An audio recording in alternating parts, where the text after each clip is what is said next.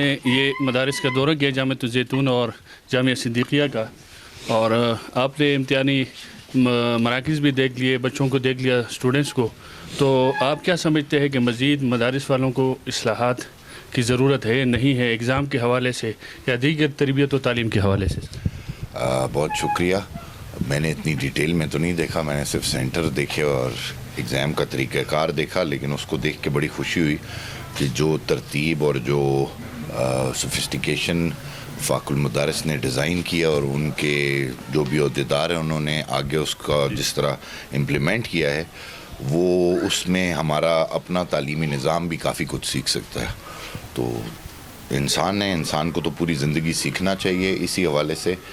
یہ ہے کہ آپ کے اس نظام کے اوپر تھوڑا بہت روشنی ڈالی جائے، جس طرح آپ لوگوں نے ترتیب بنائی، جس طرح آپ لوگوں نے بٹھایا بچوں کو، کیسے ان کو آپ لوگوں نے یہ باور کرایا کہ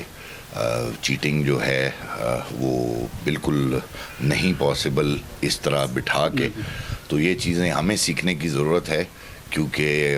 ہمارا تعلیمی نظام کو اگر کبھی مارک پڑے گی وہ ایسی چیزوں سے پڑے گی جو چیزیں ہر بندے کو پتہ ہے کہ وہ ٹھیک نہیں ہے، اور آج کل یہ بڑی کامن ہوتی جا رہی ہیں. تو مجھے تو سچی بات یہ ہے کہ بہت خوشی ہوئی، اور آپ اس نظام سے مطمئن ہیں سر؟ اللہ کا شکر ہے، بالکل مطمئن ہے، اور اللہ کرے کہ آگے آپ لوگ جس طرح ان کو دینی تعلیمات دے رہے ہیں اس طرح دنیاوی تعلیمات بھی دیں، کیونکہ دونوں ساتھ ساتھ چلیں گے تو انشاءاللہ ہمارے سارے بچے